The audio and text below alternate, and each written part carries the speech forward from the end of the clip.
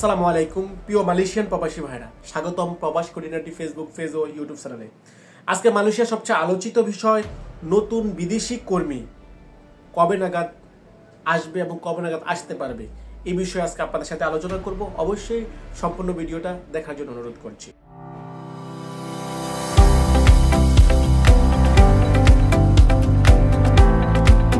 মালয়েশিয়াতে কয়েক মাস ধরে বিদেশি কর্মী আনা সাময়িক বন্ধ রেখেছে, কারণ শ্রমবাজার অতিরিক্ত কর্মী কোটা জট তৈরি হয়েছিল। তবে সর্বশেষ আপডেট, নতুন বড় ধরনের একটা খবর এসেছে। মালয়েশিয়া সরকার 2025 সালের শুরু থেকে ধাপে ধাপে নতুন কর্মী আনার চালুর পরিকল্পনা করেছে এবং তা পর্যায়ক্রমে চলমান আছে। জানুয়ারি থেকে মার্চ পর্যন্ত কোটা ফার্স্ট, কোটা অ্যাপ্রুভ। এখন প্রশ্ন হচ্ছে যে প্রথমে যেসব সেক্টরে কর্মী সংকট, আপনারা জানেন মালয়েশিয়াতে কিন্তু প্রায় অনেক সেক্টরে কর্মী সংকট রয়েছে। Plantation, manufacturing, construction, cleaner service sector, এইসব সেক্টরে কিন্তু এখন বর্তমানে মালয়েশিয়াতে কর্মী সংকট। নতুন কর্মী আনার আগে সরকার 3টি ধাপ পরিষ্কার করতে চাচ্ছে। সেটা হচ্ছে কোম্পানির কোটা যাচাই, অবৈধ কর্মীদের ডাটা ক্লিনিং এবং পুরনো কেস ব্ল্যাকলিস্ট সমাধান। বাংলাদেশ থেকে নতুন কর্মী কবে আসবে? বাংলাদেশ ও মালয়েশিয়া জয়েন্ট ওয়ার্কিং গ্রুপের পরবর্তী বৈঠকে চূড়ান্ত ঘোষণা হয়তো আসতে পারে। ইতিমধ্যে দুই দেশের আলাপ আলোচনা চলছে এবং চলমান। এখনো আনুষ্ঠানিকভাবে কলিং ভিসার কার্যক্রম মালয়েশিয়া চালু হয়নি।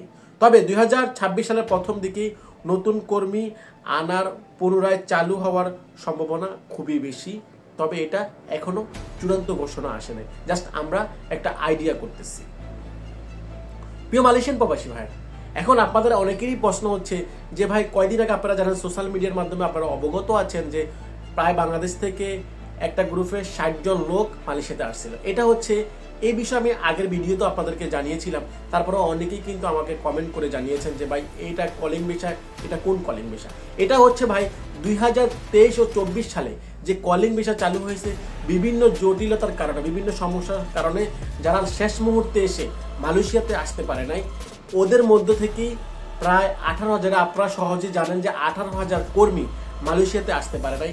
ওই 18,000 কর্মীর মধ্যে যাচাই বাছাই করে এই প্রথম ধাপে গত সপ্তাহে 60 জন কর্মী মালয়েশিয়াতে এসেছিল। এটা হয় কনস্ট্রাকশন ভিসা। তাই এটা কোনো আমাদের মালয়েশিয়ার যে নতুন কলিং ভিসা 2025 সালে যে কলিং ভিসা চালু হওয়ার যে আপনারা অবগত আছেন সোশ্যাল মিডিয়ার মাধ্যমে, সেই কলিং ভিসার লোক, এটা হচ্ছে পুরনো কলিং ভিসায় জটিল, পুরনো কলিং ভিসায় যারা মালয়েশিয়াতে তখন আসতে পারে নাই, তারাই কিন্তু মালয়েশিয়াতে আসছে। এখন যারা আপনারা পুরনো কলিং, যে 18,000 শ্রমিকের, যে এটা আপনারা সহজে বুঝেন যে 18,000 শ্রমিক মালয়েশিয়াতে কলিং ভিসা আসতে পারে নাই, তাদের মধ্য থেকে যে গত সপ্তাহে যে 60 জন কলিং ভিসা মালয়েশিয়াতে আপনারা এসেছেন, আপনাদের জন্য কিছু করণীয় এবং আপনাদের জন্য কিছু গুরুত্বপূর্ণ টিপস আমি প্রদান করতেছি। কারণ আপনারা জানেন, আপনারা এখন মালয়েশিয়াতে আসার পরে আপনাদেরকে সাথে সাথে কিন্তু কাজ দিবে না। আপনাদেরকে ওয়েট করতে হবে, অপেক্ষা করতে হবে মিনিমাম 5 থেকে 7 দিন। এই 5 থেকে 7 দিনের মধ্যে আপনাদেরকে মেডিকেল করাবে। এখন মেডিকেল হচ্ছে, আপনি এখানে মালয়েশিয়াতে কিন্তু 3টা বিষয়, মেডিকেলে 3টা জিনিস বেশি প্রায়োরিটি দেয়। একটা হচ্ছে ইউরিন টেস্ট, একটা হচ্ছে ব্লাড টেস্ট, আর হচ্ছে বুকের টেস্ট, বুক এক্সরে যেটা। এখন আপনারা যারা বাংলাদেশ থেকে এই যে 60 জন মালয়েশিয়াতে আসছেন, আপনাদেরকে আমি বলবো অবশ্যই আপনারা প্রচুর পরিমাণে পানি খাবেন। পানির বিকল্প কোনো কিছুই হয় না কারণ আপনি এক দেশ থেকে অন্য দেশে আসছেন, এই জন্য আপনাকে অপেক্ষা করতে হবে। আপনাকে মেডিকেলে ফিট হওয়ার পরে আপনার কোম্পানি আপনার ভিসা রিনিউ করে দেবে 1 বছরের জন্য। তাই আপনারা যারা এখন মেডিকেলের জন্য অপেক্ষা করতেছেন বা ওয়েটিংয়ে আছেন, আপনারা দ্রুত অতিরিক্ত প্রতিদিন পার ডে মিনিমাম 5 থেকে 7 কিলো পানি খাবেন।